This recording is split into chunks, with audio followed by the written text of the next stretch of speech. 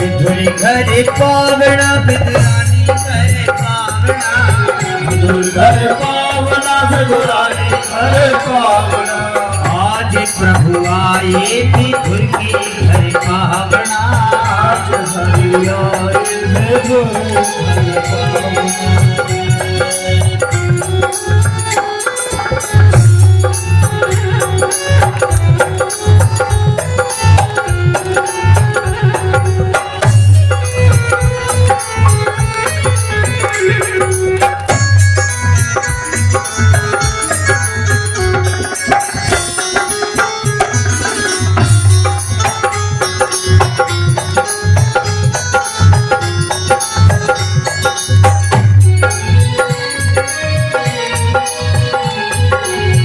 खेला बहुत प्रेम सोलाई खेला बहुत प्रेम सोलाई खेला बहुत प्रेम सोलाई खेला बहुत प्रेम सोलाई अरे गिरी गिरी सब देत गिराई गिरी सब देत गिराई छिलका देत श्याम मुख माही देत श्याम मुख माही छिलका देत श्याम मुख माही छिलका देत श्याम मुख माही अरे लागे परम सुहावना लागे परम सुहावना आज हरि आए विधुर घर पावना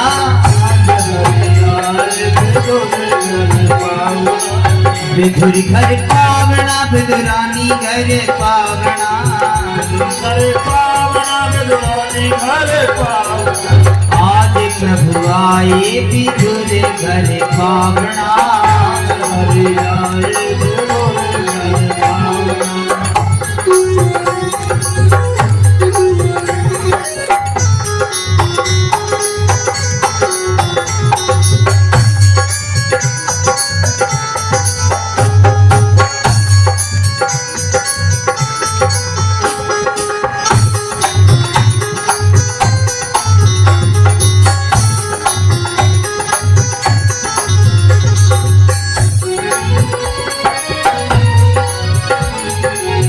इतने में ही विधुर जी आए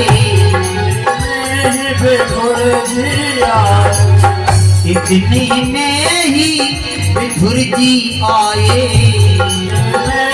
विधुर जी आए अरे खारे खोटे वचन सुनाए खारे खोटे वचन सुनाए खारे खोटे वचन सुनाए खारे खोटे वचन सुनाए और कहाँ गवाई भावना कहाँ गवाई तेने भावना आज हरि आए विधुर घर पावना आज हरि आए विधुर घर पावना आएंगे सभी दोनों हाथ ऊपर उठा करके बड़े भाव से ताली बजा करके बड़ी मस्ती में झूमते हुए सभी भक्त आज हरि आए विधुर घर पावना आज हरि आए विधुर घर पावना विधुरी घर पावना विदुरानी घर पावना विधुरी घर घर पावना विदुरानी घर पावना अरे आज हरि आए विधुर घर पावना आज हरि आए विधुर घर पावना अरे आज हरि आए विधुर घर पावना आज हरि आए विधुर घर पावना आज प्रभु आए विधुर घर पावना आज हरि आए विधुर घर पावना आज हरि आए विधुर घर पावना।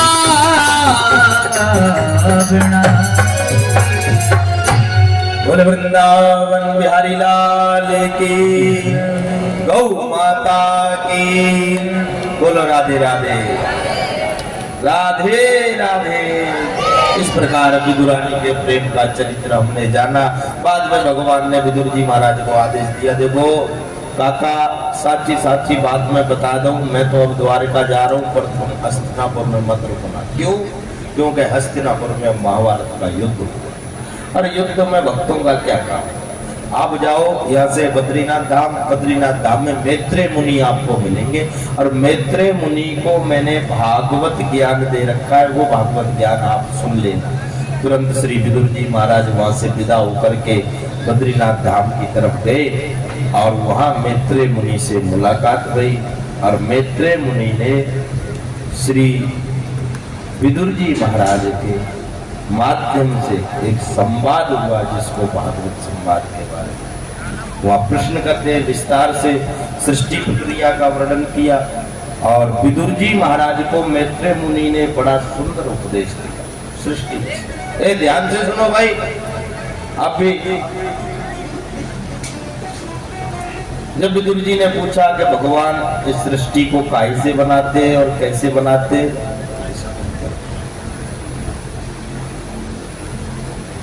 जब भगवान अकेले होते, अकेले का मतलब केवल परमात्मा तत्व, उस समय कुछ नहीं होता।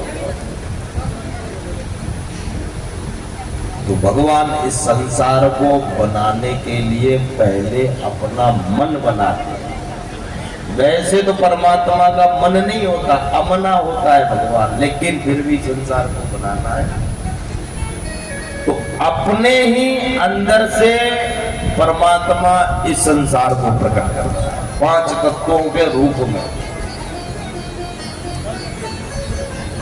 जैसे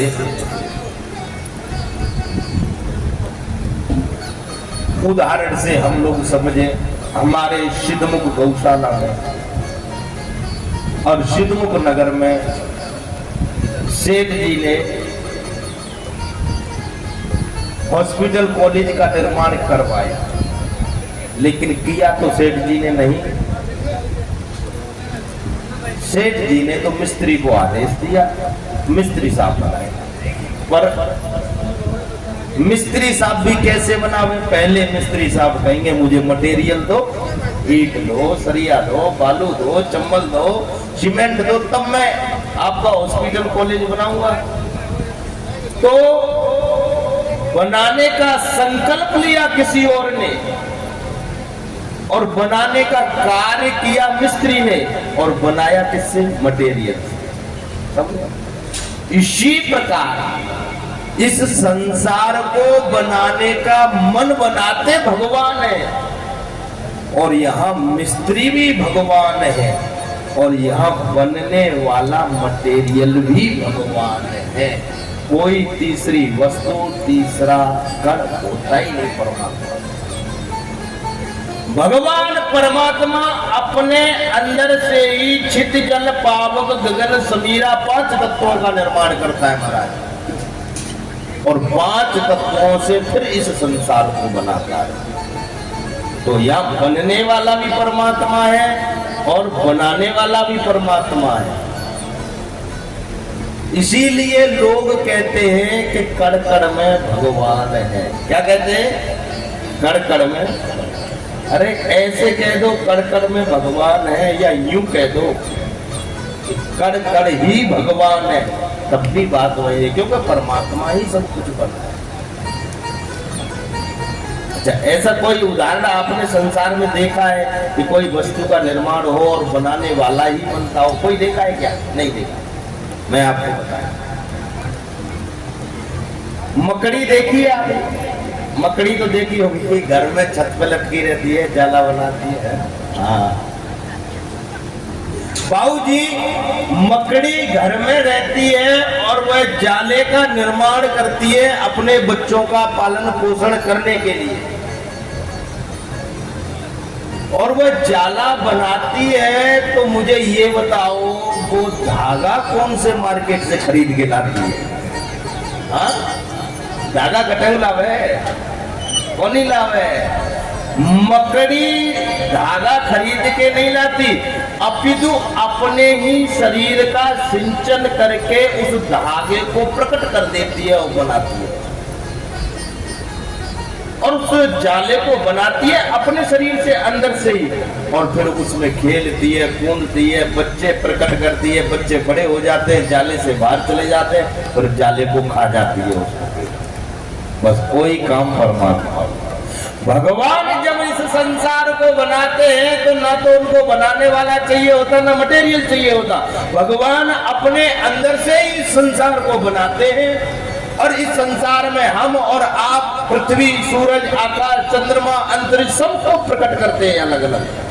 और भगवान खेलते हैं, कूदते हैं, राम, कृष्ण, परशुराम, वामन आदि के अवतार में आकर के अपनी लीलाएं खूब करते हैं। और जब भगवान का मन भर जाता है तब कल्प के अंत में सारे संसार को समेट के पेट में रख लेते हैं और चुप सो जाते हैं। बस परमात्मा इतना ही काम करे। बोल वृंदावन बिहारी लाल की। बात समझ में आई? ऐसे भगवान इस सृष्टि को बनाते हैं। विदुर जी, ये कथा श्री सुखदेव जी महाराज ने परीक्षित जी को सुनाई कि नारायण के नाभि कमल से एक कमल का फूल प्रकट हुआ। नाभि से कमल का फूल, कमल पर चतुरानंद ब्रह्मा जी प्रकट हुए। ब्रह्मा जी ने सोचा मैं कौन हूँ, कहाँ से आया हूँ, तो बड़ा विचार किया, पर ब्रह्मा जी कुछ जान नहीं पाए। तो ब्रह्मा जी कमल में प्रवेश कर गए, हजारों वर्ष तक घूमते रहे, कुछ पता नहीं लगा, तो पुनः कमल पे आए। तब फिर ब्रह्मा जी ने तप किया, तप के प्रभाव से नारायण प्रसन्न हुए, और नारायण ने कहा हे ब्रह्मा, हमने तुमको बनाया है और तुम्हें आज के बाद हम विधाता बनाते हैं, तुम सृष्टि का विस्तार करो। भगवान की आज्ञा पाकर के ब्रह्मा जी ने सृष्टि का विस्तार किया, और सबसे पहली सृष्टि में 4 ऋषियों को जन्म दिया। जन्म देने का मतलब अपने ही शरीर से प्रकट कर दिया। सनक, सनंदन, सनातन और सनत कुमार, चारों भाइयों को ब्रह्मा जी ने प्रकट किया। प्रकट करके तो ब्रह्मा जी ने कहा बेटा मैंने आपको बनाया है, तुम अपने जैसे और दुनिया को बनाओ, क्यों संसार में ज्यादा लोग नहीं है, सृष्टि को बढ़ाओ। चारों भैया बोले पिताजी ये काम हमसे नहीं होगा, हम तो भगवान का भजन करने के लिए आए हैं, भजन करेंगे। दोनों तप करने के लिए चले गए। ब्रह्मा जी को बड़ा गुस्सा आया, मेरे बेटा होकर के मेरी आज्ञा का पालन नहीं करते। इतना क्रोध आया कि ब्रह्मा जी की दोनों भ्रुकुटी भिड़ गई, और भ्रुकुटी के भिड़ने से क्रोध के मारे भगवान शंकर ब्रह्मा की भ्रुकुटी को फोड़ करके प्रकट हो गए। महाराज बोले शंकर भगवान की। शंकर भगवान ब्रह्मा की भ्रुकुटी से प्रकट हुए तो हाथ जोड़ करके बोले विधाता जी मेरे लिए क्या क्या है। ब्रह्मा जी ने कहा तुम भी सृष्टि बनाओ।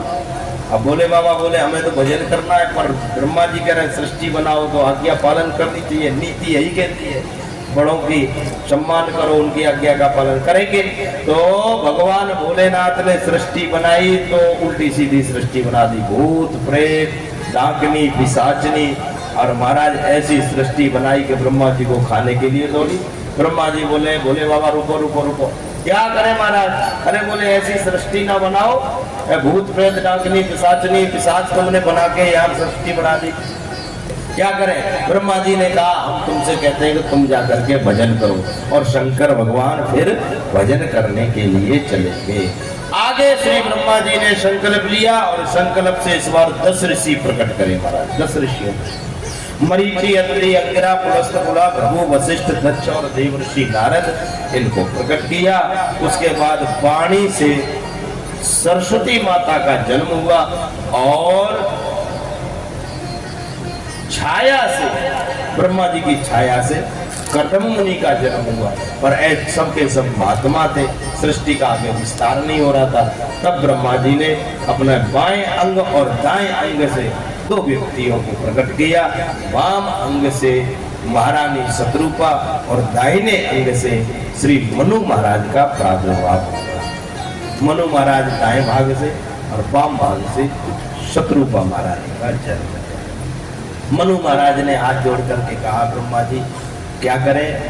तो ब्रह्मा जी ने कहा ये आपकी धर्मपत्नी होगी शत्रुपा, इनके साथ मिलके आप मैथुन सृष्टि का विस्तार करें। मनु महाराज आए, आकर के देखा मनु महाराज ने कि पृथ्वी तो है ही नहीं, हम सृष्टि कहाँ करें? तो पता किया पृथ्वी कहाँ है, तो बोले पृथ्वी को हिरण्याक्ष हरण करके ले गया है। आप सब कथा जानते हैं। हिरण्याक्ष के चंगुल से भगवान नारायण वराह रूप धारण करके आए और हिरण्याक्ष का वध करके पृथ्वी को मुक्त कर दिया महाराज, मुक्त कर दिया। भगवान वराह बन करके आए। मनु महाराज की फिर 5 संतान हुई, 3 पुत्री 2 बेटा। उत्तानपाद, प्रियव्रत है 2 बेटा, आकुति, देवूति, प्रसूति है 3 कन्याएं। सबसे पहले कन्याओं का वर्णन सुनाया है, तो हम लोग भी कन्याओं का वर्णन ही सुनेंगे। इसमें भी जो मझली बेटी है देवहूति, देवहूति का चरित्र पहले रखा है, आप लोग ध्यान से सुने। हाँ, जिसको पानी पीना है वो पी लो, जिसको नहीं पीना है राधे राधे बोल के कहे भैया जल्दी जा कथा सुनने दे हमें तो। हाँ, बोल गौ माता की। जो छाया से प्रकट हुए हैं करदम बाबा, उन्होंने भगवान का तप किया, बड़ा घोर तप किया। और देखो भैया, कई लोग तप भक्ति के लिए करते हैं, शक्ति के लिए करते हैं और कुछ मनोकामनाओं के लिए। करदम मुनि तप कर रहे हैं कि हमारा ब्याह है जाए, इसलिए तप कर रहे हैं भगवान का हमारा ब्याह है, तो ब्याह ही ना है रहे हो। कई होते हैं आजकल, हाँ, तो ब्याह के लिए भगवान से अर्जी लगावे। कथावाचक भी ऐसे ही महाराज, क्या बताया जाए कि बेल पत्र पर शहद लगा के और नूनू लिख के उल्टो करके शिव जी पे चढ़ा दियो, बेटा तेरे पास है जाओ। ये भगवान,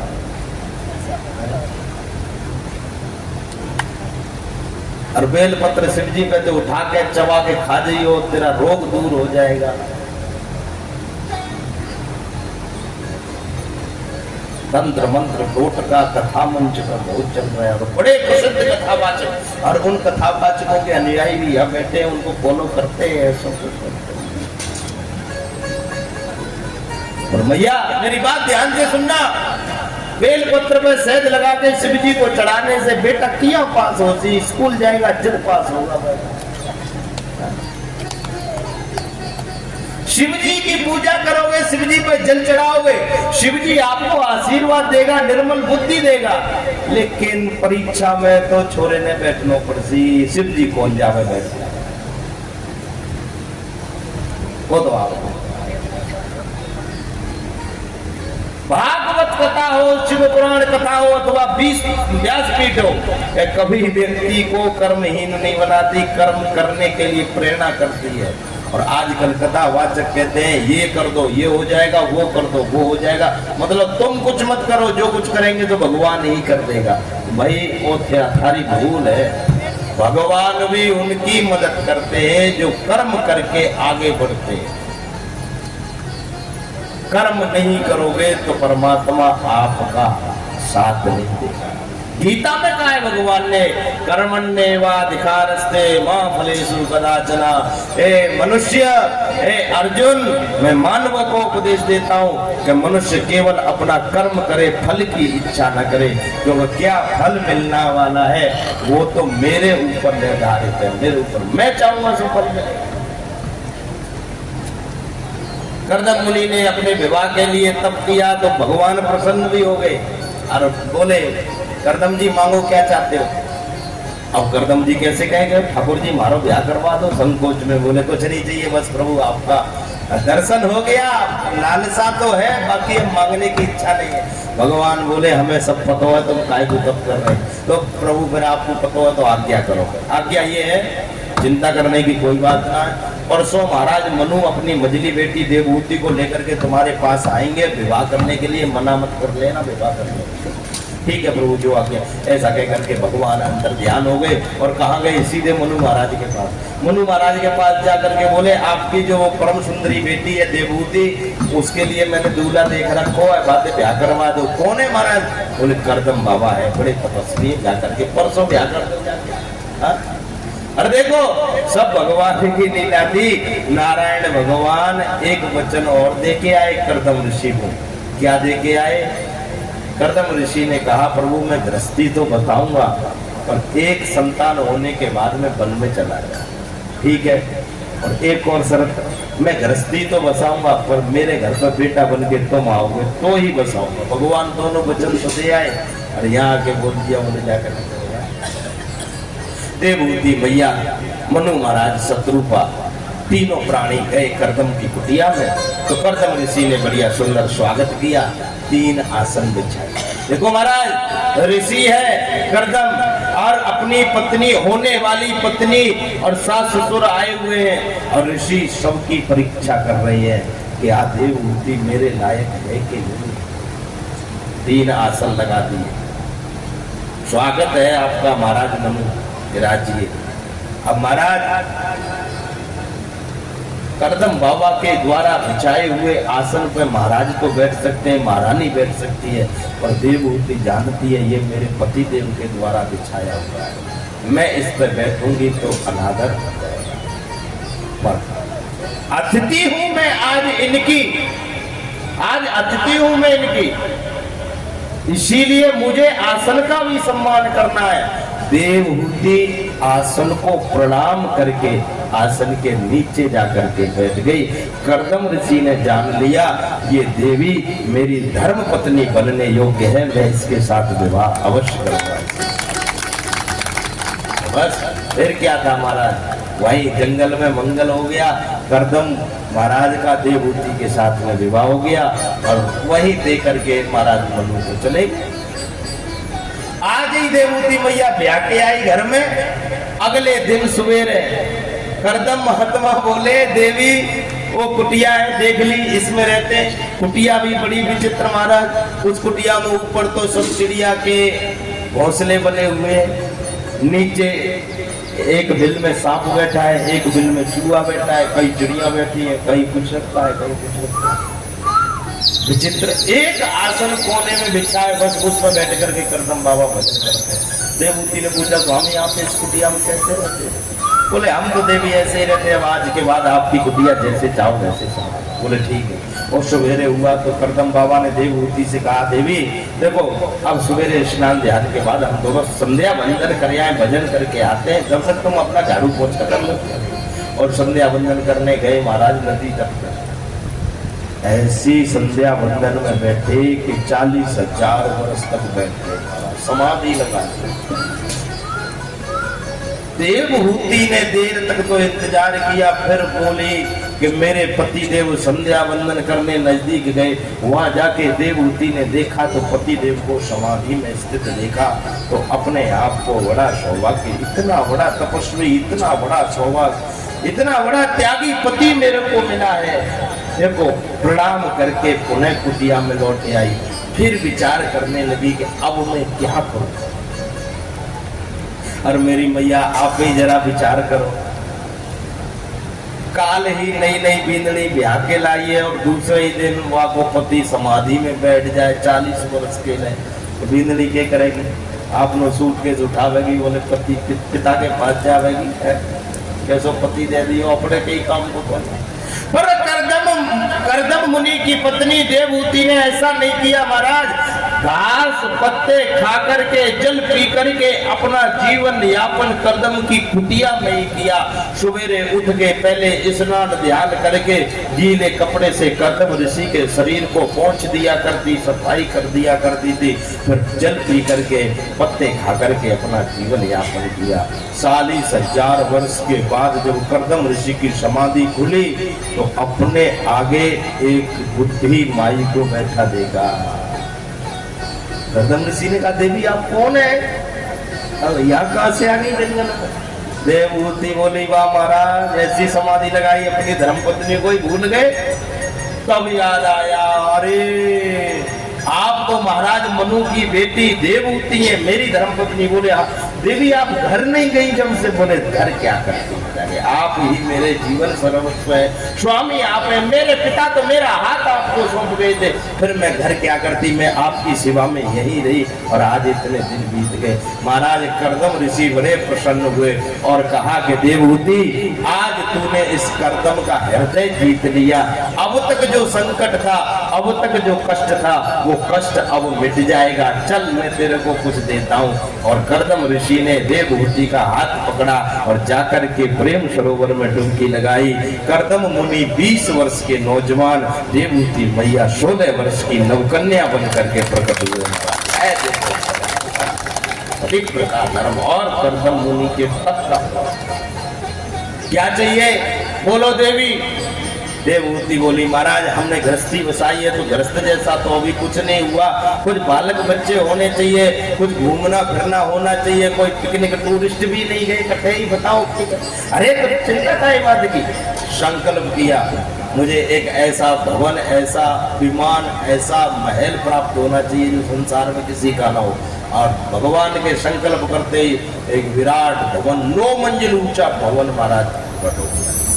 विमान, ऐसा विमान जो कर्दम ऋषि ने सृष्टि में पहली बार विमान की रचना करी महाराज। 9 मंजिला विमान, स्विमिंग पूल वाई में है, वाई में रसोई है, वाई में बगीचा है, वाई में झरना है, वाई में घूमने फिरने को सब कुछ महाराज उसी विमान पर स्थित था।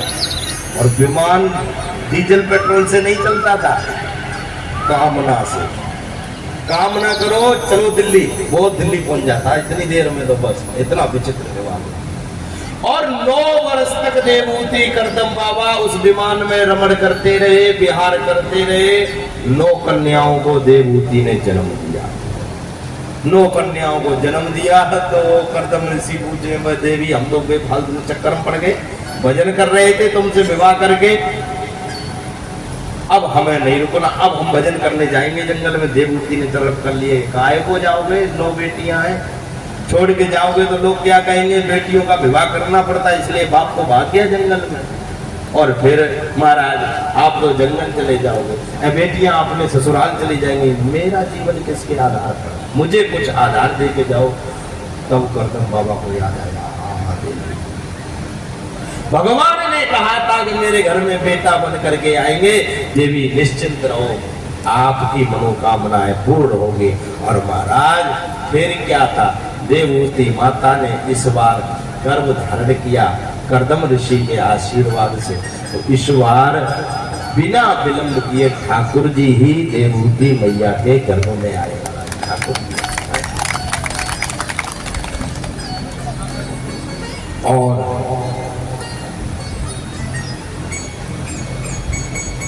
ब्रह्मा जी जब जान गए कि भगवान मूर्ख पीछे पछतावे गो, पीछे पछतावे गो, लाला पीछे पछतावे गो, पछतावे गो। तेरे हाथ कछु नहीं आवे गो, कान्हा मन की मनमानी में नहीं पायो राम जवानी में तू। हरिसिमरन कर ले बंदे क्यों भूल रहे हो अभिमानी में नहीं पायो राम जवानी में।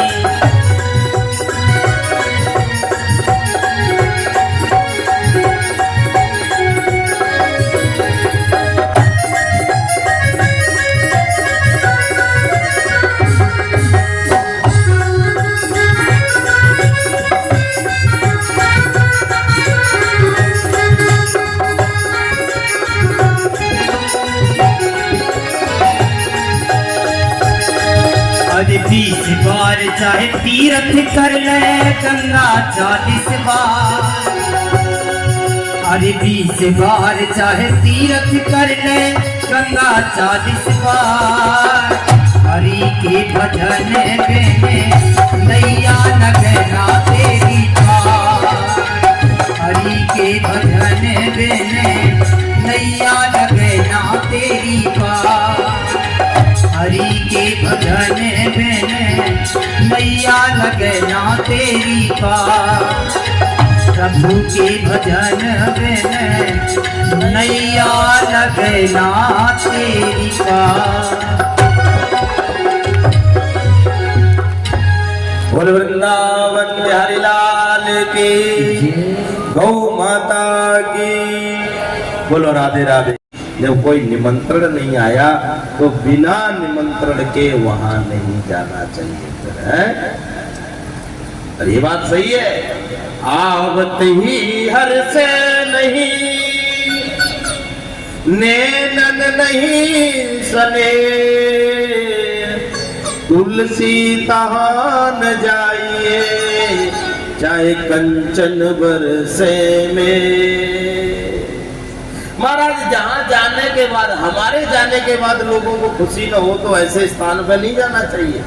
हाँ, हम कहीं जाएं और लोग हमें देख के जल जाएं, भूल जाएं, तो ऐसी जगह क्यों जाओ? हमें देख के जो हर्ष न हो, खुशी न हो, नैनों में प्रेम का जल अश्रुधारा न हो, तुलसीदास जी कहते हैं ऐसे स्थान पर नहीं जाना चाहिए। चाहे फिर बादल वहां सोने की मुद्राएं कितना बरसात करें, बिल्कुल नहीं जाना।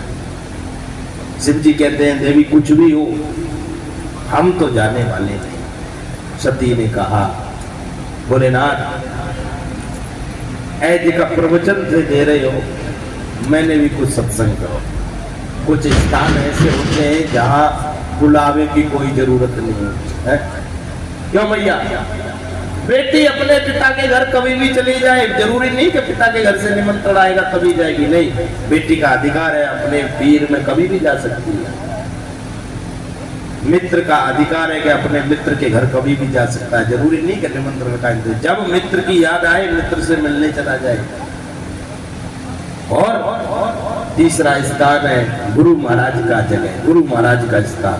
शिष्य को जब कोई शंका हो, शिष्य को जब मन में आए कि गुरु जी का दर्शन करें, तुरंत उठाए झोला और चल पड़े। जरूरी नहीं कि गुरु जी फोन करेंगे तभी हम जाएंगे आश्रम में, नहीं। जब मन हो तब गुरु के यहाँ, मित्र के यहाँ और पिता के घर बिना निमंत्रण के भी आप जा सकते हैं। इसमें तो भोलेनाथ में तो अपने पिता थे। भोलेनाथ ने कहा देवी आप, मुझे पता है आप मानोगी नहीं, जाओ मेरी आज्ञा। तो भोलेनाथ को सती को भेजना पड़ा, बहुत समझाया, नहीं मानी। अब माई आए, नहीं मानती तो नहीं मानती, क्या कर लेंगे? क्यों भाई? माइयों का स्वभाव है, करना है तो करना है।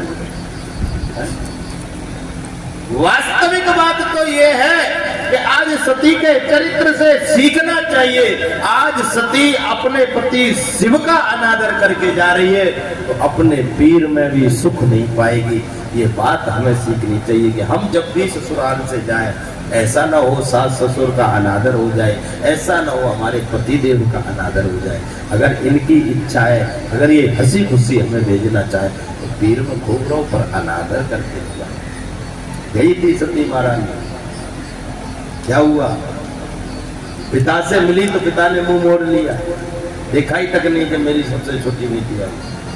जो बड़े बड़े देवता आकर के महारानी सती को देखते ही दंडवत प्रणाम करते थे, उन देवताओं ने देखा तो शंकर से संबंध होने के कारण सती को नमस्कार भी नहीं किया, उल्टा मुंह फेर लिया महाराज। सती की बहनें मिली थी, बहनें मुस्कुराती मिली, देख आ गई छोटड़ी है, हमने सुनो पिताजी ने निमंत्रण भी ना भेजो फिर भी मुंह उठाई चली आई। बता, पहले मुस्कुराते हुए मुंह उठाई चली आई, फिर निमंत्रण दियो नहीं फिर भी आ गई। पर सादर भले मिली एक माता, भगनी मिली बहुर मुस्काता। और एक प्रेम से, एक भाव से तो महारानी प्रसूति मिली सती से, क्योंकि सती की माँ है प्रसूति। और भाई कोई कितना भी दुश्मनी करे, कोई कितना भी वैर भाव करे, माँ अगर है तो मायका है, अगर माँ नहीं तो फिर माइयो मायका नहीं। माँ गले से मिली तो अश्रु धारा बहा दी, तूने अच्छा किया बेटी जो चली आई, बड़े प्रेम से। माँ है तो वास्तव में। सबसे मिलने के बाद यज्ञशाला में गई महारानी सती को देखा छोटे छोटे देवताओं का भाग रखा हुआ है और देवादिदेव महादेव के लिए कोई स्थान नहीं है। महारानी सती को बड़ा गुस्सा आया, क्रोध आया। क्रोध में आकर के दक्ष प्रजापति को उल्टा हुआ, हे दक्ष प्रजापति तुझे शर्म नहीं आती? हाँ, इस यज्ञशाला में मैंने दर्शन किया है कि छोटे छोटे देवताओं के भी भाग रखे पर देवादिदेव महादेव का कोई भाग नहीं है। अरे दक्ष, तू जिससे विद्रोह कर रहा है, जिससे विरोध कर रहा है ना, वो भगवान शिव है और शिव का अर्थ ही है कल्याण। जिस मनुष्य की जीव पर एक बार शिव शब्द निकल जाए, शिव जी उसका कल्याण कर देते हैं। ऐसे शिव जी से विद्रोह करके दक्ष प्रजापति तू कल्याण नहीं अपना पास कल्याण। ऐसे दयालु कृपालु शिव जी से तूने विद्रोह किया और तू यज्ञ की सफलता चाहता है। अब मैं वापस जाऊंगा, मैं वापस जाऊंगी अगर कैलाश पर्वत, तो शिव जी क्या कहेंगे, आओ दक्ष कुमारी आओ।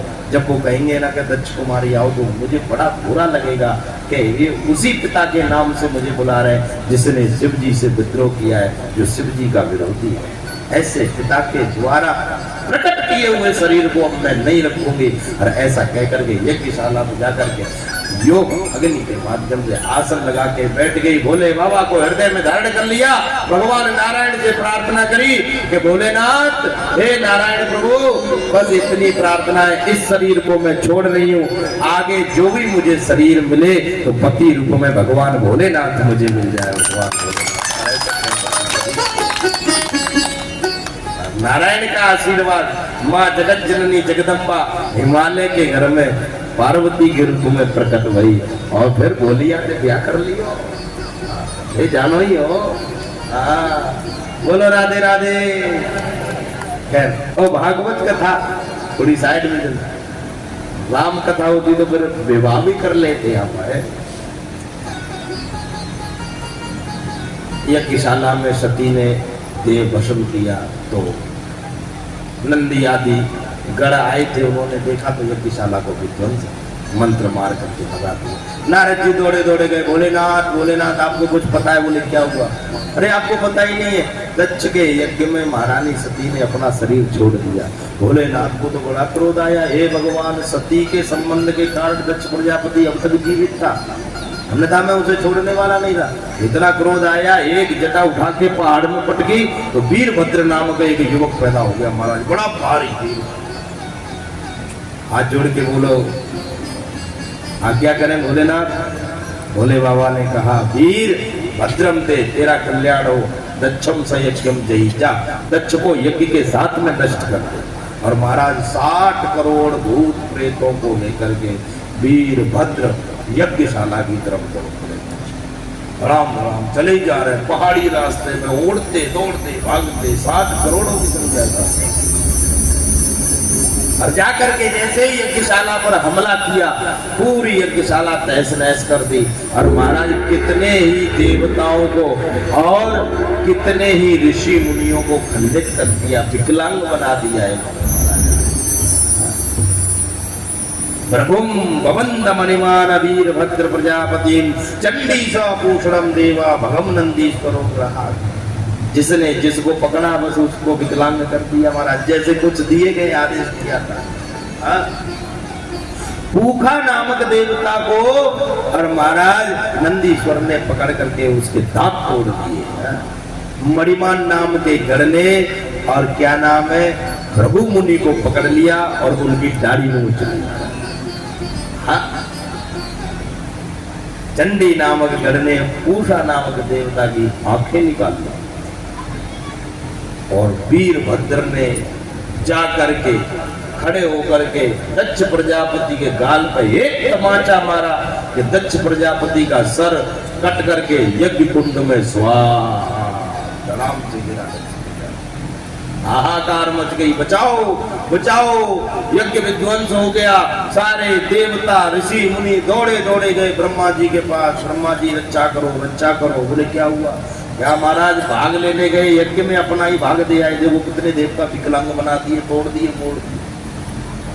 ब्रह्मा जी ने समझाया, देखो भाई देवताओं, आपको इतनी बुद्धि नहीं। दक्ष प्रजापति मेरा बेटा है, लेकिन उसने यज्ञ का जो संकल्प किया वो संकल्प उसका सही है। गौ माता की रक्षा के लिए यज्ञ करता हूँ, समाज की रक्षा के लिए यज्ञ करता हूँ, समाज संस्कृति की रक्षा के लिए यज्ञ करता हूँ। अगर ऐसा संकल्प करता तो यज्ञ सफल होता। पर दक्ष प्रजापति ने संकल्प करते समय कहा कि मैं भगवान शिव को नीचा दिखाने के लिए यज्ञ कर रहा हूँ। ऐसा यज्ञ कभी सफल नहीं होता, कभी सफल नहीं। अभी इसी समय वर्तमान में कुरुक्षेत्र में 1008 कुंडीय यज्ञ चल रहा है। और मुझे लगता है कि जो बाबा वो यज्ञ करवा रहे हैं, हरिओम शरण नाम है, क्या नाम है, उनके संकल्प में कोई न कोई खोट है।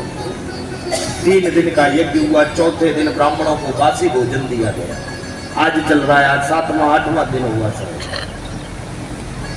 बासी भोजन दिया। ब्राह्मणों ने विरोध किया, 1008 ब्राह्मण थे, ब्राह्मणों ने विरोध किया तो ब्राह्मणों पर लाठी डंडे बरसाए गए।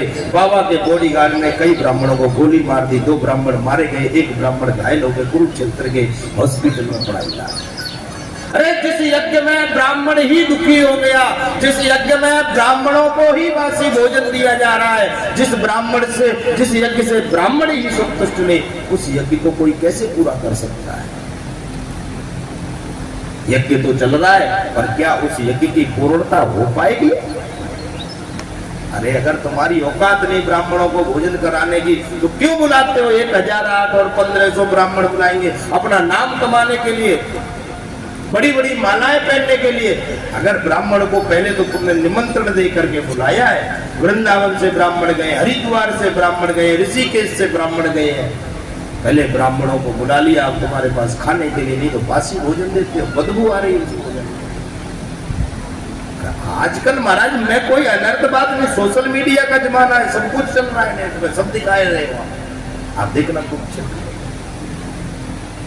इसी गलत संकल्प को लेकर के दक्ष प्रजापति ने यज्ञ किया और ब्रह्मा जी कहते हैं संकल्प गलत था, इसीलिए प्रजापति का विनाश हुआ और यज्ञ का विध्वंस हुआ। भोले बाबा को नीचा दिखाना चाहते, इसीलिए जब भी यज्ञ करो, जब भी अनुष्ठान करो, जब भी कथा कराओ, आपकी कोई मनोकामना है तो ठीक है, आप यजमान हो, आपका कर्तव्य है, आप कामना कर सकते हैं। अगर आपकी कोई कामना नहीं है तो इतनी कामना कर दो कि मेरी गौ माता की रक्षा होती रहे, इसीलिए मैं दान करता हूँ, इसीलिए मैं दही देता हूँ, इसलिए मैं यज्ञ करता हूँ, मेरी गौ माता की रक्षा। जो गौ माता की रक्षा का संकल्प लेकर के यज्ञ अनुष्ठान किए जाएंगे, उनमें कोई किसी भी प्रकार की विघ्न बाधा की तो बात छोड़ दो, भगवान स्वयं उनकी मदद करेंगे। महाराज भगवान स्वयं उनकी मदद करेंगे। ब्रह्मा जी कहते हैं देवताओं निमंत्रण मुझे भी था, मैं नहीं गया उस यज्ञ में, निमंत्रण नारायण को भी था पर नारायण नहीं गए इस यज्ञ में।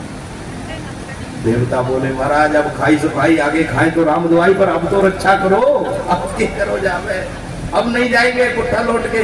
तो बोले चलो भोले बाबा के पास चलो, सारे देवताओं को लेकर के भोले बाबा के पास। अरे भोले बाबा तो बड़े निराले देवता है, ऐसे देवता तो कहीं नहीं मिलेंगे सारे संसार में। छड़े रुष्टा, छड़े तुष्टा, रुष्टा तुष्टा, छड़े छड़े, जितनी जल्दी नाराज हो जाते हैं उतनी जल्दी ये फिर मन भी जाते हैं, हाँ प्रसन्न भी हो जाते हैं। एक लोटा जल चढ़ा दो और भोलिया की भी मांग लो, इतना निराला देवता है। हाँ कहते हैं ना वो, एक लोटा जल सारी समस्या का कोई कर सके, एक लोटा जल में और कोई। अब बोलो देवता महाराज मेरे दांत तोड़ दिए, बताओ कैसे भोजन करो?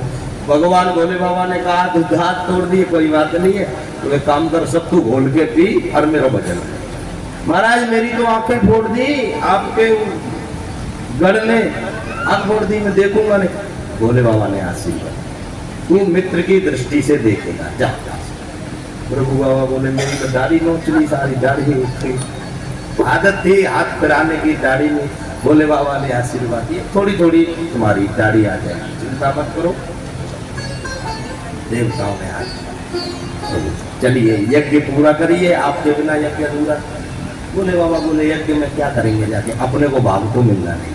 सारे देवताओं ने हाथ खड़े करके कहा कि हे भूत भावन भोलेनाथ, दक्ष प्रजापति यजमान था, उस यज्ञ का वो आपको भाग नहीं देना चाहता था, लेकिन हम सभी देवता एक स्वर में कहते हैं कि यज्ञ में आपको कोई बाण दे या ना दे भाग, पर यज्ञ के बाद जो कुछ भी बचेगा वो सारा आपका होगा, उस पर किसी का अधिकार नहीं होगा, सब आपका होगा। ये देवताओं ने सहमति प्रदान करी। इसलिए यज्ञ के बाद जो सामग्री बचती है सब भूत बावन भोले बाबा की होती है। भोले बाबा बोले कोई बात नहीं है, जैसी इच्छा भाई, जितना मिल जाए उतना ही ठीक है। और ऐसा कह करके भूत बावन भोले बाबा आए और नारायण और इंद्र को आदेश दिया, दक्ष के सामने जाओ।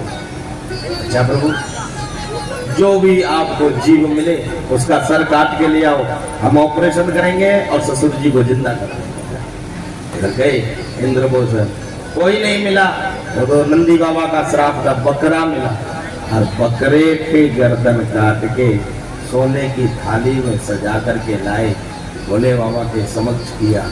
भोले बाबा ने अपने श्री हाथों से उठाया, अपनी कृपा की दृष्टि उस पर डाली और ससुर जी के धड़ पे जैसे ही रखा, कि ससुर जी तो खड़े हो गए महाराज, ससुर जी खड़े हो गए, चमत्कार है बोले। दुनिया का पहला ऑपरेशन था जो भगवान भूत भावन भोलेनाथ ने किया, पहला ऑपरेशन, और वो भी सर बकरे का, धड़ मनुष्य का, और ऑपरेशन सक्सेसफुल रहा। ऐसा कोई कर सकता है क्या? है तो भोलिया ही कर सके, और कोई नहीं कर सकता। ऑपरेशन कभी गड़बड़ नहीं जाता, भोले बाबा जो काम करते हैं वो तमाम पूरा करते।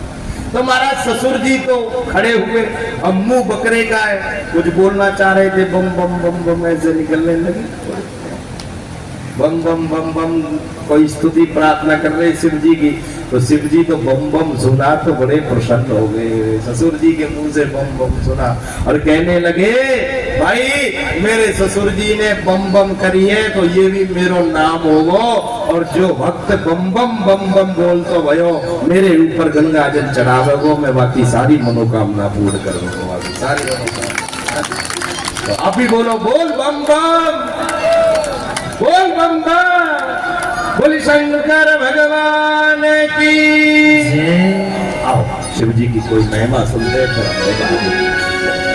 और शिव शंकर भोलेनाथ हरनाथ, और मन रखियो अपने चरणन में, शिव शंकर भोलेनाथ हरनाथ, मन रखियो अपने चरणन में, शिव शंकर भोलेनाथ हरनाथ, मन रखियो अपने चरणन में, शंकर भोलेनाथ भोलानाथ, मन रखियो अपने चरणन में, मन रखियो अपने चरणन में, मन रखियो अपने चरणन में, मन रखियो अपने चरणन में, मन रखियो अपने चरणन में, शिव शंकर भोलेनाथ हरनाथ, मन रखियो अपने चरणन में, शंकर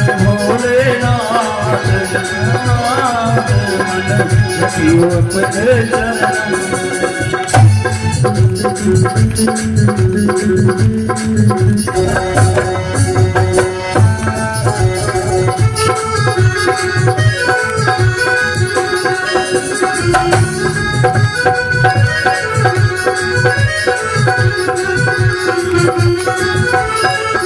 तेरे शीश पे गंगा सोए रही, शीश पे गंगा सोए रही, तेरे शीश पे गंगा सोए रही, शीश पे गंगा सोए रही, ओ छवि त्रिलोकी मन मोह रही, सभी त्रिलोकी मन मोह रही, छवि त्रिलोकी मन मोह रही, सभी त्रिलोकी मन मोह रही, तेरे गले सांप विकराल,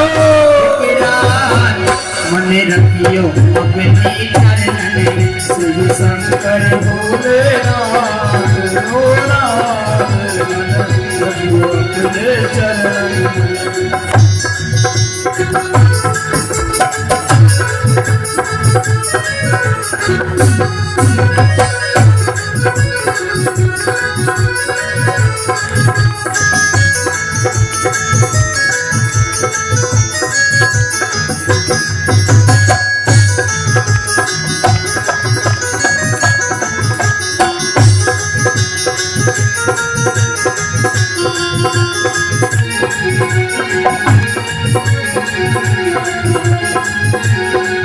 है अलबेली सरकार भोले बाबा की, अलबेली सरकार भोले बाबा, है अलबेली, गाइए सभी ताली बजा करके, वो है अलबेली सरकार भोले बाबा की, अलबेली सरकार भोले बाबा, है अलबेली सरकार भोले बाबा की, है अलबेली सरकार भोले बाबा की, है अलबेली सरकार भोले बाबा की, बोलो बोलो बोलो जय जयकार भोले बाबा की, अलबेली सरकार भोले बाबा की।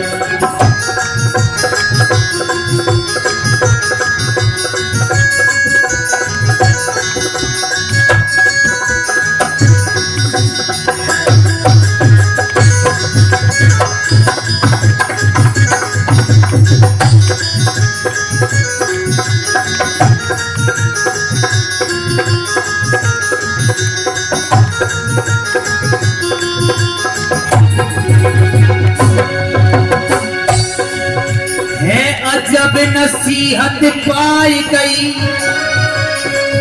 और देखो यह भंग के गोले की है अजब नसीहत पाई गई। देखो यह भंग के गोले की धुन तीन लोक में गूंज रही या डम डम डमरू बोले या डम डम डमरू सब कुछ सृष्टि को दे डाला, सब कुछ सृष्टि को दे डाला और थी करामात उस झोले की। और उठा करके दोनों हाथ ऊपर और एक बार सब मिलकर कह दो जय शिव शंकर भोले की, जय जय शिव शंकर भोले की, जय जय शिव शंकर भोले की।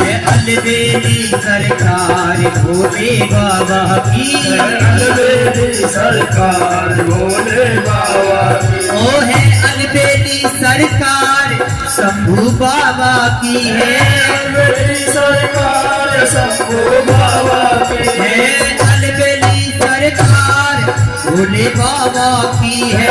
अलबेली सरकार भोले बाबा की। मिल बोलो बोले जयकार भोले बाबा की, मिल बोलो सरकार भोले बाबा की। है अलबेली सरकार भोले बाबा की, है अलबेली सरकार भोले बाबा की, है अलबेली सरकार भोले बाबा की, है अलबेली सरकार भोले बाबा की। दोनों हाथ ऊपर उठा करके ताली बजाते हुए सभी भक्त हरि ओम नमः शिवाय, हरि ओम नमः शिवाय, हरि ओम नमः शिवाय, हरि ओम नमः शिवाय।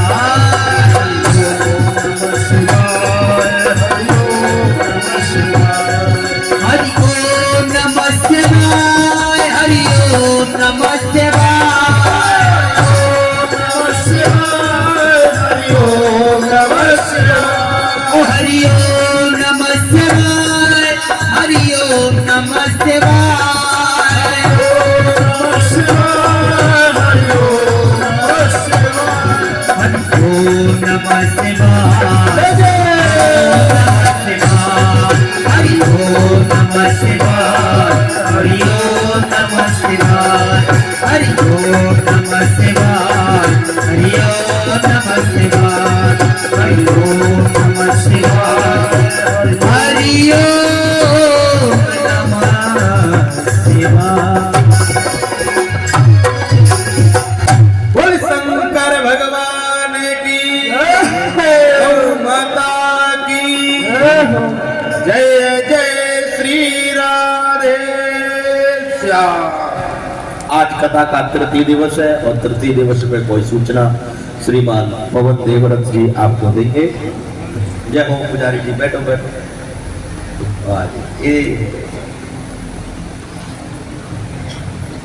आज ही बोलिए, कोई संबोधन करें जब तक। और बहुत बढ़िया श्रीमान राम कुमार श्याम जी, सुने आप लोग ध्यान पूर्वक। जय जय। सभी माताएं और सभी धर्म प्रेमियों से निवेदन है कि बहुत ही सुनने योग्य बात है, क्योंकि हमारे चाचा जी सत्यनारायण राजपुरोहित द्वारा ये सारी कथा का कोडी पाई जो जितना भी खर्चा होगा वो सारा सत्यनारायण राजपुरोहित की तरफ से होगा। और जो कुछ गौशाला में और कोई पैसा देगा वो सभी गौशाला की रसीद द्वारा उनको गौशाला के काम आएगा। इसलिए सभी एक बार जोरदार तालियों से सत्यनारायण चाचा को धन्यवाद, बहुत बहुत बधाई। मैं आगे भी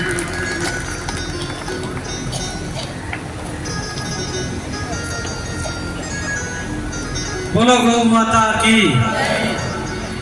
आज कुछ भक्तगण नया है, एक खातर मैं काला की सूची में भी दोहराऊं। बाकी चाचा जी बताइए कि एक कथा को जितना भी खर्चो है अपने गौशाला का अध्यक्ष महोदय सत्यनारायण जी राजपुरोहित द्वारा है। तो अब जो भी दान है गौशाला के अंदर आने लग रहे हैं वो गायों के हित के लिए, जो अपना गांव से चंदो करो पीछे 3 साल से करो, वह हिसाब से ये चंदो रूपी ही दान है। और में बढ़ चढ़ के सब ने आपको अंश दान उरे देनो है। जो क्या पुण्य पांगड़ो होता है, जो न पूछेगा उरे पूछेगा स्टेज के माध्यम पागो नाम बोले जागो, और जब न पूछेगा तो बाद में चाहिए वह कह ऊँट अडावता लदे, मैं 5-10 जना कमेटी में मर जाऊंगा। लदनो तो पढ़ाई लो, पूरा लद लियो, ची करे लद लियो, पूरा लदोगा तो कथा में सुंदर लागोगा। ऐ सूची ने मैं फिर से दोबारा पढ़ूं। 31,000 रुपया महावीर प्रसाद जी जहांगीर सरपंच साहब, 21,000 रुपया नरेश जी हलवाई टुंडागढ़ी वाले, 22,000 रुपया जिसमें में 11,000 रुपया रामकुमार जी सियाल और 11,000 रुपया आपका बेड़ा करेड़ा हमारी मौसी जी कमला जी सियाल दिए। मांगे लिए भी जोरदार तालियां। और भी है जी माता बहना है बड़े भी गठ्ठी तो करी रखी है, वह अलग से भी देश का आपकी रसीद मांगे नाम हुई काटे जागी। 21,000 रुपया जय सिंह जी सनोप रामचंद्र जी मेला, 11,000 रुपये प्रधान जी ढाका। अब प्रधान जी ढाका का 1-2 जना के भी 11,000 रुपया कम है, लेकिन कम कोनी, कम यो कोनी कि पूरी गौशाला में साल भर में जितनों भी सिंधो नमक आपने जो गाया के लिए लगे, वो चाहे 4 बार डलवाना पड़ो चाहे 5 बार, लगभग 1.25 से 1.5 लाख को नमक हर साल और पिछली कई सालों में गिरवान लाग रहे। 11,000 रुपया राजू सिंह जी, भंवर सिंह जी राजपूत, 11,000 रुपये चंडीदान जी चारण, 11,000 रुपये हरी सिंह जी काशीराम जी रणवा, 21,000 रुपये अंजनी जी वैद जी, सुनोब श्री हीरालाल जी जमरी, 11,000 रुपये सुखाराम सुनोब श्री महावीर प्रसाद रत्तेवाड़, 11,000 रुपये ओम प्रकाश वैद जी इंदौरिया, 11,000 रुपये श्री मदनलाल जी सोनी सुनोब जगनाराम सोनी, 21,000 रुपये मुंशी राम जी सुनोब बिरबल राम जी देवट, 21,000 रुपये धन्नाराम जी मेला, 21,000 रुपये श्री हरिकृष्ण जी अध्यापक अच्छापुर वाले, और 51,000 रुपये इनके लिए भी जोरदार तालियां। 51,000 रुपये श्री शंकर लाल जी जोशी अपनी नेक कमाई में से दे रहे हैं, इनका भी बहुत बहुत धन्यवाद। इसी क्रम को आगे बढ़ाते हुए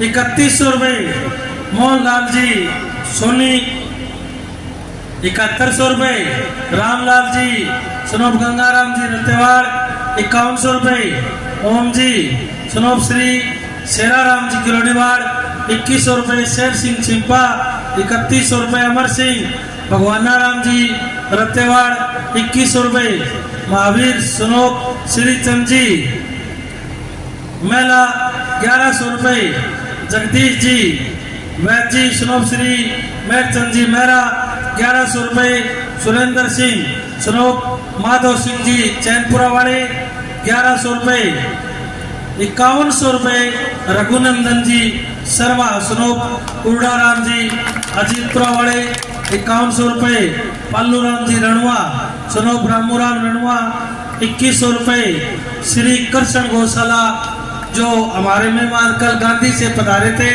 उन्होंने 3100 रुपये कृष्ण कुमार सुनोब श्री बेगराज जी देवट, 500 रुपये ओम प्रकाश जी शर्मा दांतली से, 500 रुपये मदनलाल जी रत्तेवाड़ सिद्धमुख, 2100 रुपये मोहर सिंह जी सुनोब श्री चंद जी मेला, 1100 रुपये रामपति सुनोब श्री चंद जी मेला, 2100 रुपये हनुमान जी महिला और 5100 रुपये सतवीर जी महिला अध्यापक, इनका तहे दिल से बहुत बहुत धन्यवाद। साथ ही 200 रुपये काशीराम जी बाकर गांव बनेड़ से और 100 रुपये बाबूलाल जी वाल्मीकि सिद्धमुख से, इनका बहुत बहुत धन्यवाद।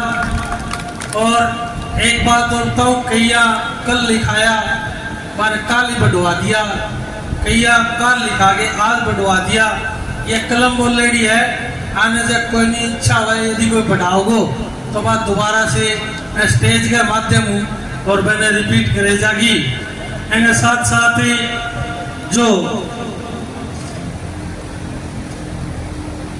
अपने उरे प्रसाद वितरण हुए प्रोग्राम के बाद, आरती के बाद, वो पिछले 2 दिन आप वितरित करने लग रहा।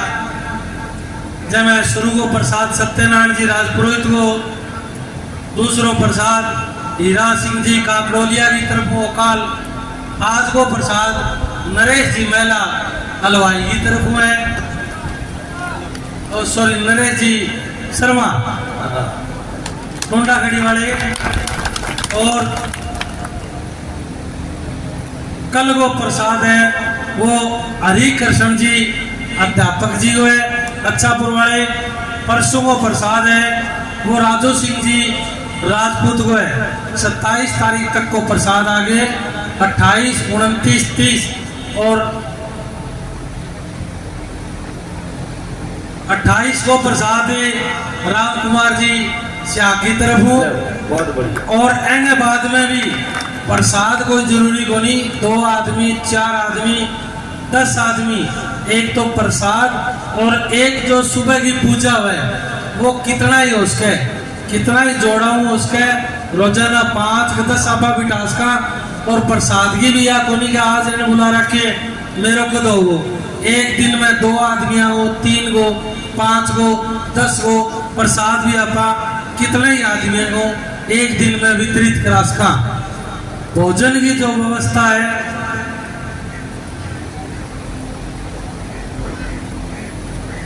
भोजन 22 तारीख से शुरू हो रामकुमार जी शाह को, 23 तारीख में संदीप जी अग्रवाल को, 24 तारीख में कल बिहारीदान जी चारण को। आज इनका व्रत है, केवल ये फलाहार करेंगे।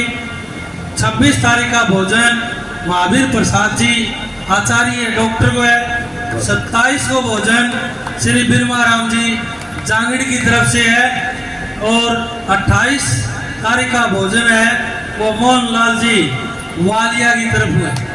भोजन में यदि कोई जो अपनी कथावाचक मंडली में आने से भोजन कराना चाहे, अभी 2 दिन को रिक्त है, भोजन में 2 ही आदमी नाम लिखा सके, शायद एक दिन में 2 आम कौन खाई जाऊं। नाटिका गुरु जी धन्यवाद धन्यवाद। जय बोले गौ माता की जय। मैया जयकारो तगड़ो लगाओ भैया, थक गई क्या? कौन थकी? जोर के बोलो, फिर बोलो राधे राधे। हाँ आइए हम लोग कथा की तरफ ध्यान दें।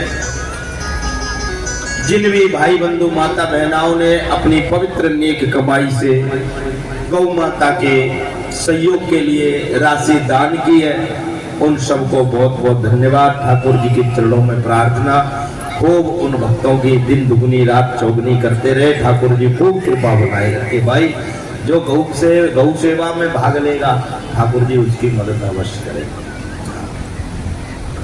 और अब माइयों की बारी आ रही है। अब डायरी चालू हो गई है, निकाल लो, लिखवा दो। आधे घंटे का समय हो रहा है तुम्हारे पास। अगर लाई हो तो लिखवा दो, और नहीं लाई तो कल ले आना। फिर आज तो कोई बात नहीं, कल ले आना। हाँ, और बाकी एक बात और, जो माता बहनाएं प्रसाद लेकर के आ रही हैं उनका भी धन्यवाद है, क्योंकि मैंने पहले दिन ऐसे बोल दिया था कि प्रसाद की तो कोई बात नहीं, पर ये कथा का नियम है कि भाई प्रसाद लेके जाएगा। दूसरी बात, आप लोग गौशाला में आ रहे हो तो प्रसाद न लेके आओ तो गौ माता के लिए रोटी लेके आओ, गुड़ लेके आओ, चूड़ी लेके आओ, नहीं तो आधा किलो 250 ग्राम अनाज ही लेके आओ, पर खाली हाथ ना आओ। कथा भागवत सत्संग गौशाला संस्थान मंदिर में जा भी जाओ, खाली हाथ ना जाओ। कुछ न कुछ भी नहीं है घर में तो एक फूल तोड़ करके ले आओ, ठाकुर जी पे चढ़ा दो। फूल के बदले ही थारी झोली भर देगा, और खाली हाथ ना लेकर के आओ। अच्छा, जिन माताओं के घर में घी होता है तो घी लेके आइयो कल से। अखंड दीपक जले तो थारो नाम को भी वहां में पड़ जाए तो 100 ग्राम 200 ग्राम 250 ग्राम किलो 2 किलो कुंटल 4 कुंटल घी हो तो ले आइयो थे, मना कई बात है। बोलो राधे राधे। हाँ, तो कहने का तात्पर्य यह है कि हमको मिलजुल करके कथा का आनंद लेना है, चाहे प्रसाद की व्यवस्था है। जैसा कि मुझे पवन जी की बातों से महसूस हुआ, वो यही बात कहना चाहते हैं कि हमें यह सारा आयोजन सबरे गांव वालों को मिलजुल करके करना है। किस चीज की कहाँ कमी है ये हम सबको देखना होगा, हम क्या सहयोग कर सकते हैं ये हम सबको देखना होगा, और गौशाला समिति को हमें सूचित करना होगा। बहुत बढ़िया बात है। तो आओ हम थोड़ी देर फिर कथा सुनेंगे, उसके बाद वामन भगवान आएंगे हमारे बीच में। हवा जी आइए, पुजारी जी हवा। मनोज शर्मा जी साधपुरा से आए हैं, बालाजी मंदिर के पुजारी हैं, जोरदार तालियां बजाओ। बहुत आनंद है, बैठिए। जिस मंदिर की ये पूजा करते हैं, ध्यान सुनो, उस मंदिर में अभी बालाजी नहीं है।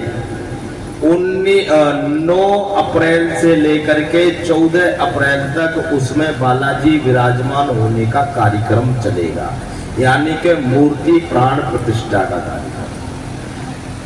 श्रीमान अध्यक्ष महोदय यहाँ बैठे हैं गौशाला के, और हमारी पूर्व कथा हुई थी श्री राम कथा सिद्धमुख में शिव मंदिर पर।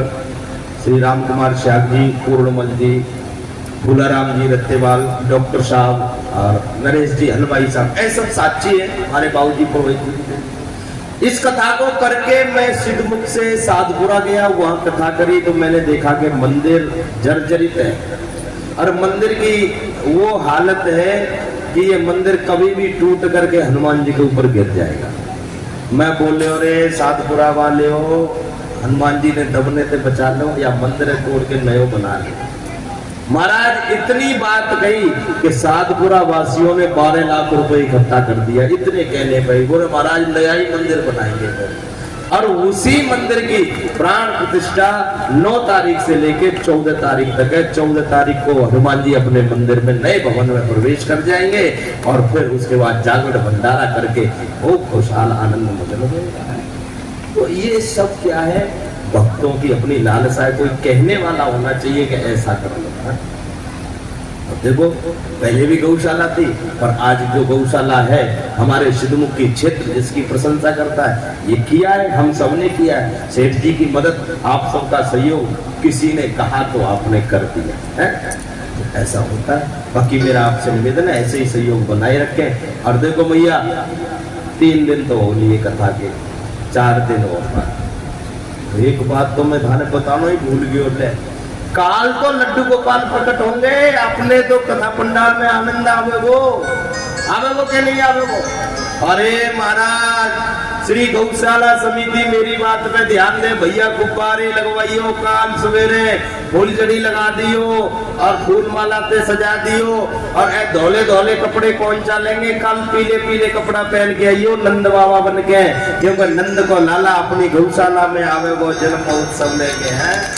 हाँ, और देवी मैया पीले पीले कपड़ा पहन के आइयो, मोटो मोटो श्रृंगार करके आइयो, और अपने लाला को माखन मिश्री को प्रसाद लेके आइयो।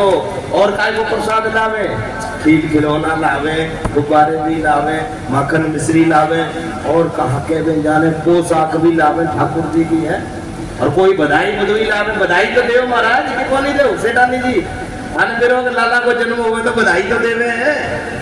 हाँ जानो तो भैया मोटी मोटी बधाई लेके आइयो, और ठाकुर जी को जन्म महोत्सव कल मनाएंगे, बढ़िया पंडाल को सजाएंगे, धूम मचाएंगे, नाचेंगे, और दूसरे को भी नचाएंगे, सबको नचाएंगे। ध्यान रखोगे क्या मेरी बात को? अब गांव में कह दियो जाके कल ठाकुर जी आएंगे अपनी गौशाला में, माइयों सब चलो, भाइयों सब चलो। और जैसे ही शाम को 4 बजेंगे कि यहाँ नंद के लाला, नंद रानी यशोदा, नंद बाबा, देवकी मैया और वसुदेव जी महाराज सबके सब आएंगे और हम सबके दर्शन करके निहाल हो जाएंगे महाराज सब। और बात कल के लिए आज के लिए धोनी, ठीक है ना?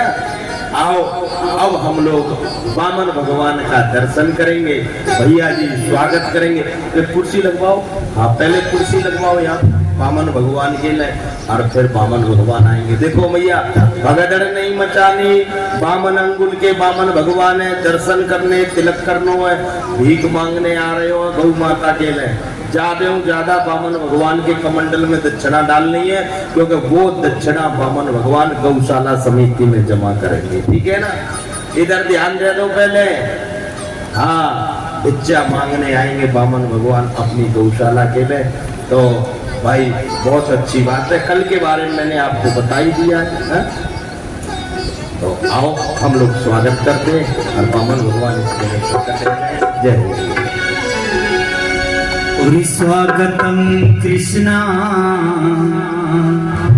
शरणागतम कृष्णा,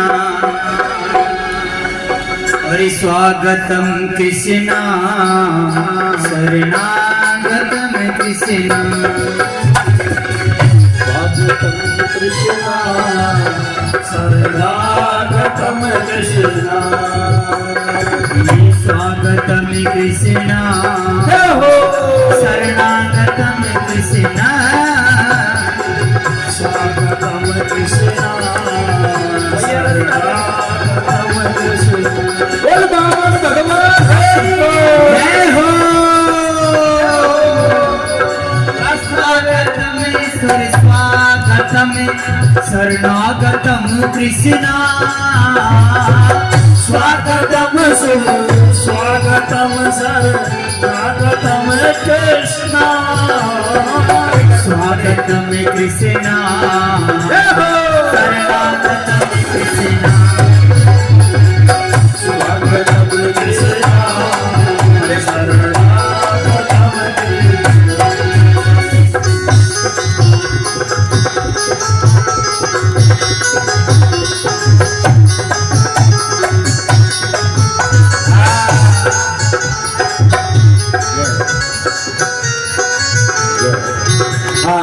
गौशाला के अध्यक्ष महोदय अपनी कमेटी के साथ में आएंगे, वामन भगवान को तिलक करेंगे, पूजा करेंगे। भिक्षा मांगने आए हैं भैया, भीख दो गौशाला के लिए, भैया जल्दी आ जाओ। सारी कमेटी अध्यक्ष महोदय, उपाध्यक्ष महोदय, सचिव महोदय, जो भी पदाधिकारी सदस्यगण यहाँ उपस्थित हैं, सभी वामन भगवान का पूजन करके भिक्षा देंगे। जय हो।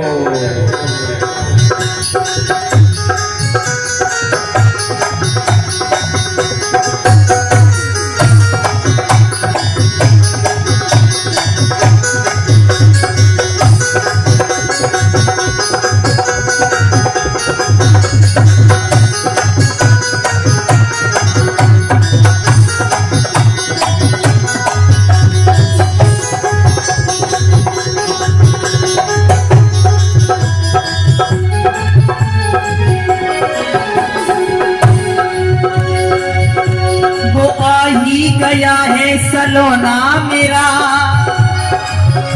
जिसकी हम बात तका करते हैं। कबता सबता नहीं जानत है, मन में आया सो बका करते हैं, मन में आया सो बका करते आया सो बका करते। भोजन की परवाह नहीं, जल भोजन की परवाह नहीं, तेरा प्रेम प्रसाद चखा करते हैं। हम बन के पपीहा कन्हैया तेरे मुख चंद्र की ओर लगा करते हैं, मुख चंद्र की ओर लगा करते, मुख चंद्र की ओर लगा करते। हमारी गौशाला के जो भी बाकी सदस्यगण हैं वो भी आ जाए जल्दी। जो भाई बंधु है पहले पूजन करने आए, माताएं बाद में आए। माताएं अगर आना चालू करेंगी तो भाइयों का नंबर ही नहीं आएगा फिर, और एक परिक्रमा करते हुए अपने स्थान पर पहुंच जाएंगे आप लोग। हाँ, सभी एक परिक्रमा करते हुए अपने स्थान पर पहुंच जाएंगे। हमारे भाई बंधु जल्दी जल्दी आ जाओ, फिर मैया आ गई। जय जय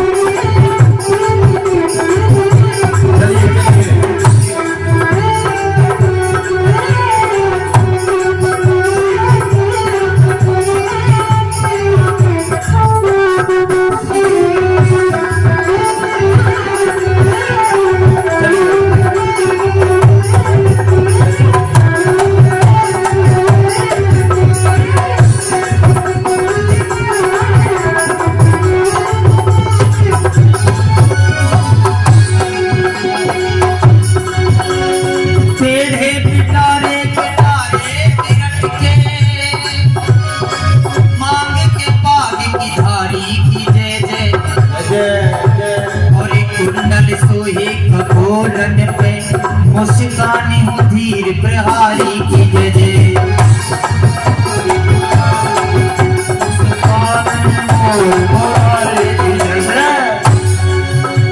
राजेश्वरी दिन और रात राजेश्वरी दिन और रात रटो, और जय मोहन की बनवारी की जय जय।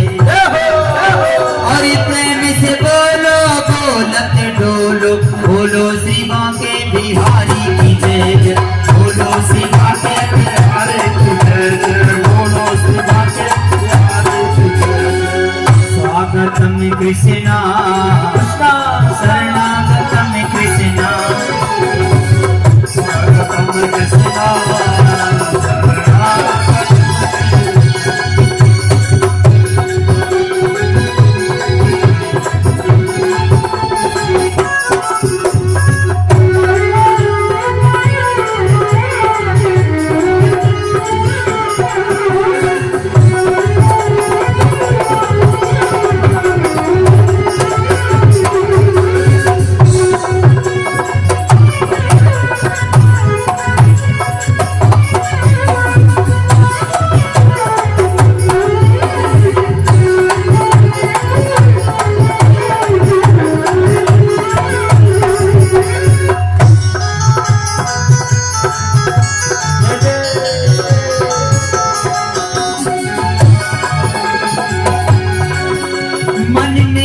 बसी बस चाह यही, ओ प्रिय नाम तुम्हारा उचारा करूं। चलते रहो चलते रहो।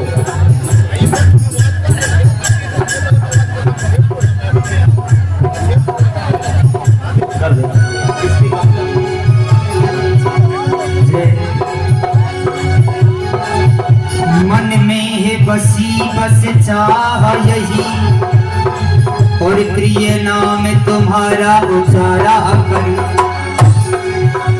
बिठला करके मन मंदिर में, और मन मोहिनी रूप निहारा करूं। मोहिनी रूप निहारा करूं, मन मोहिनी रूप निहारा करूं। बिठला करके मन मंदिर में, ओ मन मोहिनी रूप निहारा करूं। अर्पण प्रेम पुजारी तुम्हारा प्रभु, नित्य आरती भव्य उतारा करूं। नित्य आरती भव्य उतारा करूं, नित्य आरती भव्य उतारा करूं। स्वागतम कृष्णा शरणागतम कृष्णा, स्वागतम कृष्णा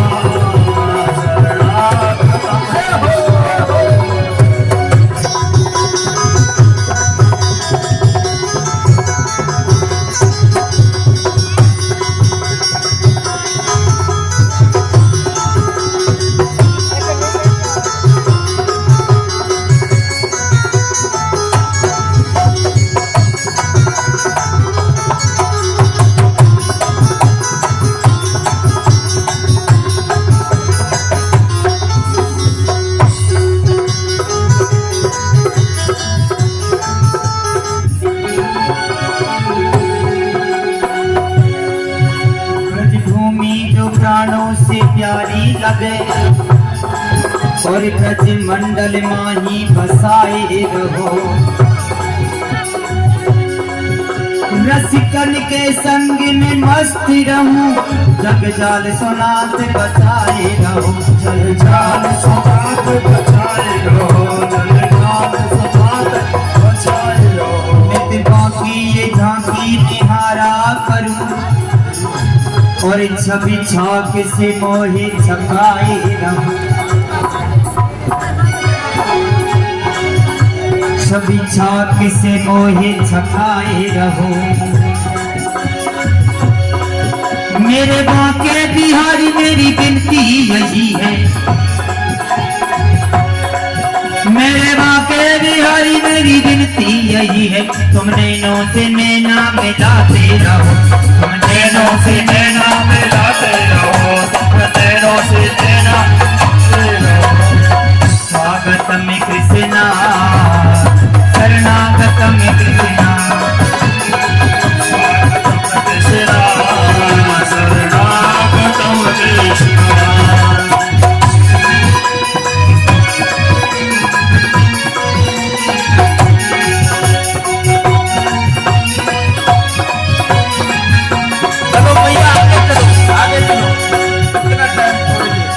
द्वार खड़ा भगवान भगत भर दे रे झोली, भगत भर दे रे झोली, भगत भर दे रे झोली। द्वार खड़ा भगवान भगत भर दे रे झोली। चलिए चलिए आगे चलो।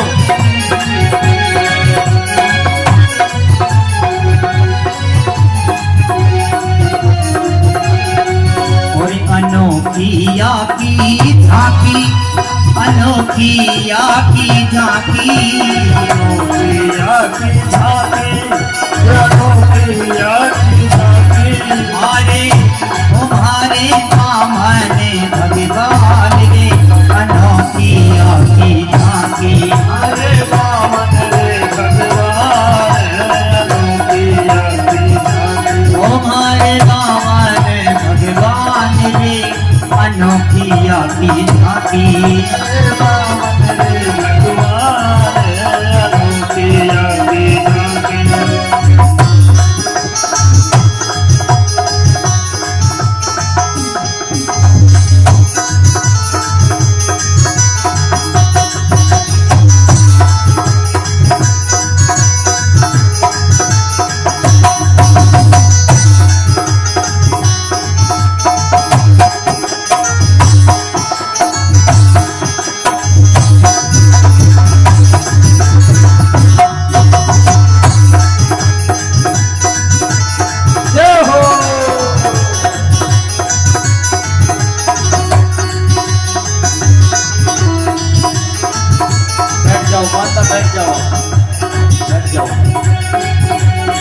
स्वागतम कृष्णा शरणागतम कृष्णा, हरे स्वागतम कृष्णा शरणागतम कृष्णा।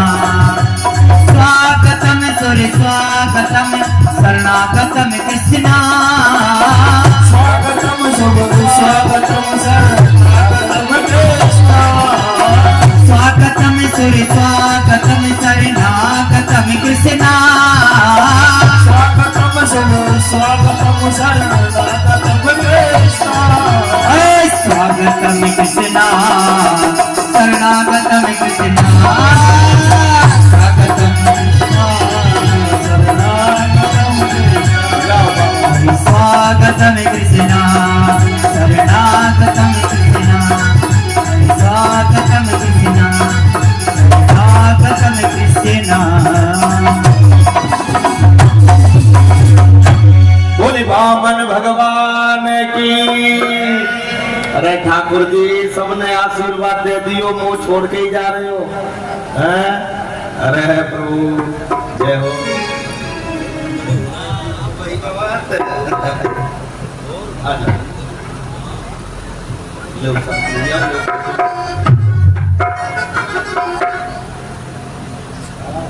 और देखो मैया बावन भगवान कितनो सोनो रूप धारण करके आए हैं, बटुआ जैसो मोहरा बना के।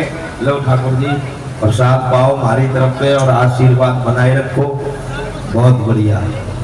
तो काल की सूचना मैंने तुम्हें दे दी है, जन्म महोत्सव हम कल मनाएंगे, तैयारी करके आइयो आप सब।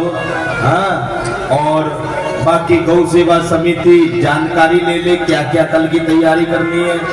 माता बहनों को जानकारी तो वैसे है ही है, थे बड़ी क्यों कथा सुनी है। हाँ, बाकी न जानकारी हो तो गौ सेवा समिति से जानकारी ले लें, पुष्पा बेटी इनसे मिल सकती है।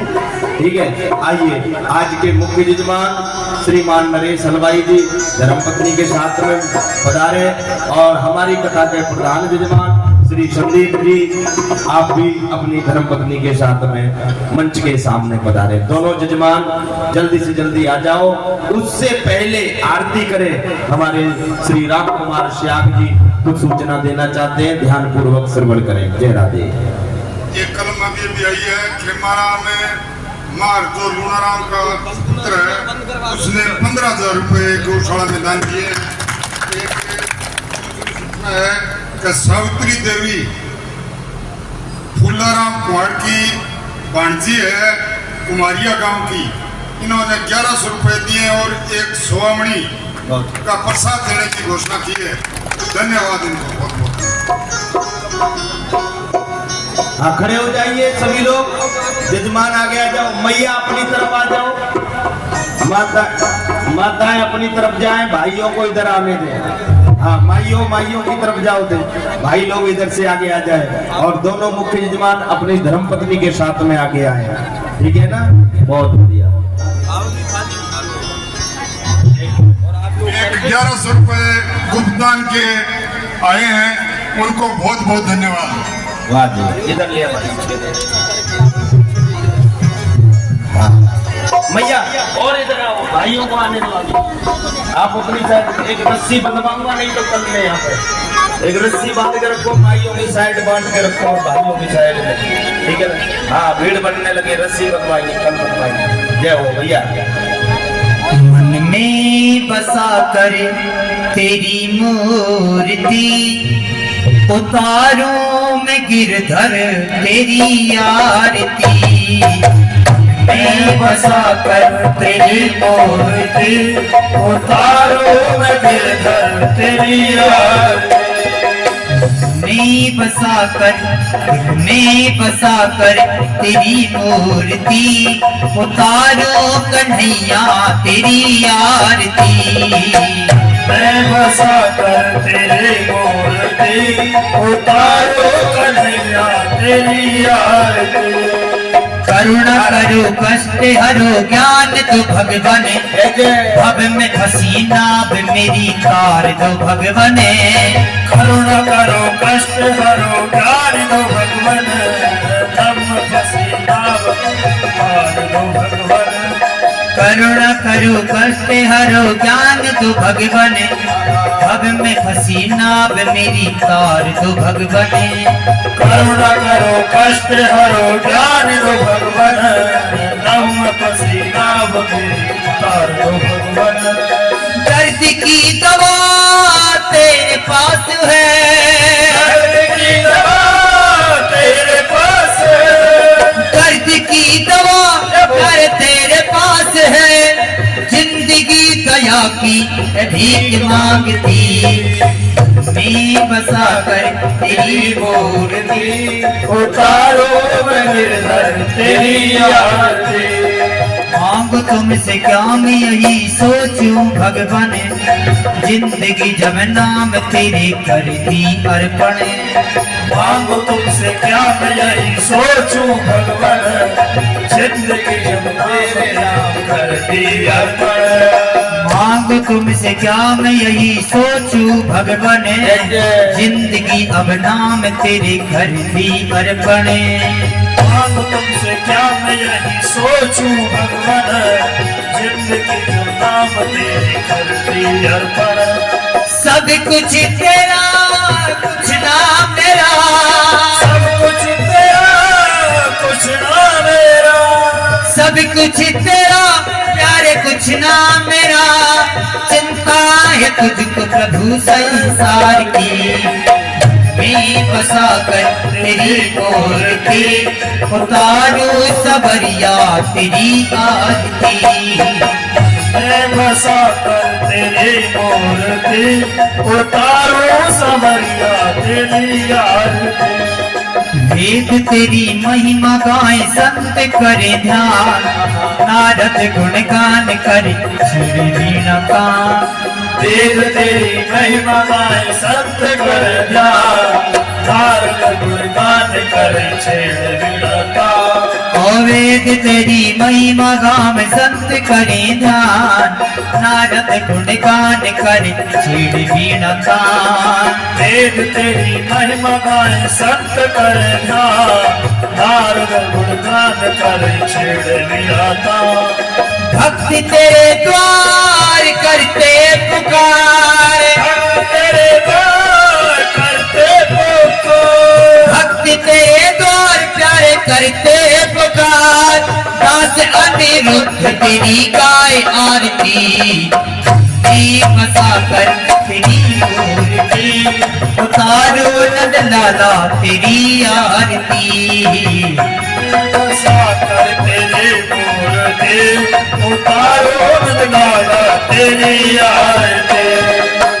मैं बसा कर तेरी मूर्ति, उतारू सबरिया तेरी आरती। मैं बसा कर तेरी मूर्ति, उतारो सबरिया तेरी आरती। उतारू सबरिया तेरी आरती, उतारू कन्हैया तेरी आरती, उतारू नंद लाला तेरी आरती। कर्पूरी गौरम करुणावतारम, संसार सारम भुजगेन्द्रहा, सदा वसंतम हृदय विंदे भवं भवानी सततम्। त्वमेव माता च पिता त्वमेव, त्वमेव बन्धु च सखा त्वमेव, त्वमेव वेद्या द्रविणं त्वमेव, त्वमेव सर्वं, त्वमेव सर्वं मम देव देव, त्वमेव सर्वं मम देव देव, त्वमेव सर्वं मम देव देवः। गणम जो हो शांतिरंतरिक्षम शांति, पृथ्वी शांतिरापः शांतिरोषधयः शांति वनस्पतयः शांतिर्विश्वे देवाः शांति ब्रह्म शांति सर्वभूम शांति। शांतिरेव शांति सामा शांतिरेधि यत् मंत्र पुष्पांजलिं, ये पुष्प थोड़ी थोड़ी सबको ले लेना। हरि ओम जदनेन जयमय दंत देवास्थान रवाणि प्रथमान्या शन्नादेहनाकं महिमानं सचन्द्र पूर्वे साध्याः शन्ति देवाः। हरि ओम एकदन्ताय विद्महे वक्रतुण्डाय धीमहि तन्नो दन्ते प्रचोदयात्। तत्पुरुषाय विद्महे महादेवाय धीमहि तन्नो रुद्रः प्रचोदयात्। कात्यायन्यै च विद्महे कन्याकुमार्यै च धीमहि तन्नो देवी प्रचोदयात्। यशोदानन्दनाय विद्महे देवकीनन्दनाय च धीमहि तन्नो श्रीकृष्ण प्रचोदयात्। श्रीवन्दकामकुलसम्पदपाठलज्जै पुण्यागजादिकरपेररथालपुष्पै बिल्वप्रवाल तुलसीदलमञ्जरे मे स्वां पूजयामि जगदीश्वर मे प्रसीदं। नानासुगन्धपुष्पाणि यथा कालोद्भवानि च पुष्पाञ्जलिर्मयादत्तो गृहाणः परमेश्वर। मन्त्रपुष्पाञ्जलिं समर्पयामि श्रीपुराणपुरुषोत्तमाय नमः। वृन्दावन बिहारी लाल की जय हो, भागवत भगवान की जय हो, गुरुजी महाराज की जय हो, ब्राह्मण देवताओं की जय हो, गौ माता की जय, श्री सीताराम जी महाराज की जय, हनुमान जी महाराज की जय, सदगुरुदेव भगवान की जय, व्यास जी महाराज की जय, सत्य सनातन धर्म की जय, अपने अपने माता पिता की जय। जय श्री राधे, जय श्री राधे, जय जय श्री राधे। पार्वती जय हर हर महादेव शंभो। सभी लोग एक परिक्रमा आरती लें, प्रसाद लें गेट से, फिर पुरस्कार करें। जय नारायण। गोकुल की हर गली में और मथुरा की हर गली में, गोकुल की हर गली में मथुरा की हर गली में कान्हा को ढूंढता हूँ, मथुरा की हर गली में कान्हा को ढूंढता हूँ, कान्हा को खोजता हूँ, मथुरा की हर गली में ढूंढता हूँ, गोकुल की हर गली में, मथुरा की हर गली में, गोकुल की हर गली में, मथुरा की हर गली में, गोकुल की हर गली में और मथुरा की हर गली में, गोकुल की हर गली में, मथुरा की हर गली में, कान्हा को ढूंढता हूँ, मथुरा की हर गली